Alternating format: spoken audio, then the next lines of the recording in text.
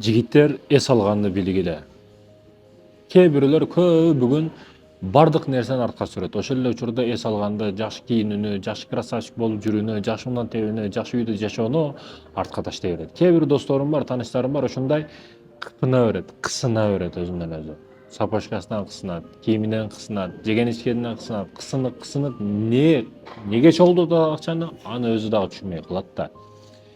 Эркин жашаганды бил, өзүңө сарптаганды дагы бил, кийим-кечегинен баштап бүт бардык жериңе. Эс алганды бил, жакшы жерге бар, жакшы жерде ойно, жакшы жерде эс ал, жакшысын же. Болгон ашыкча же башка же сырап. Кымбатын жей бер. Мата кийимдердин дагы жакшысын кий, красавчик бол, башкаларга үлгү бол. Сен көчөгө чыкканда адамдар шилекке калып калсын, мына ким деп. Паланча го деп. 2 этаж үйдү 50 жашка чыгып 2 этаж үй салыштын не кереги бар сага? 60 жыл 10 жыл 2 этаж үйдө не кыласың? Кеселден соолугуң менен. 60 жаштасың 5-70 кетип калсың чалдардын машинасында. Не кереги бар сага? Алада сонун машиналарды мин, жакшына жүр. Аллах Таала берген нерселерин пендесинин үстүндө көргүсү келет да. Кысына берсең бир жерден кысып чыгып кетет.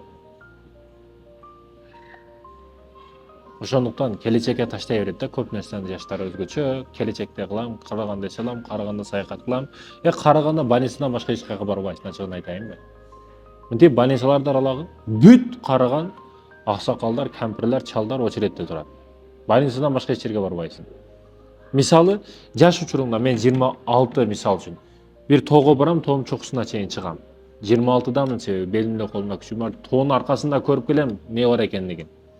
Мен ошол жерге 50 жашта барайын эде, 10 метр басып чыга албайм.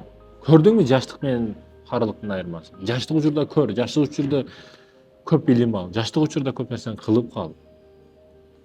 Бул ар тармактуу айтып атам мен. Жалкоо болбо. Эч бир адамдын бизден өзгөчө жери жок. Эч бир адамдын, Путиндин дагы, Трамптын дагы эч бир адамдын бизден өзгөчө жери жок. Өзгөчөлүк эмгегинде. Бизден көрөк эмгек кылган, тезирээк эмгек кылган көп нерсеге жетип койду да. Иштетти.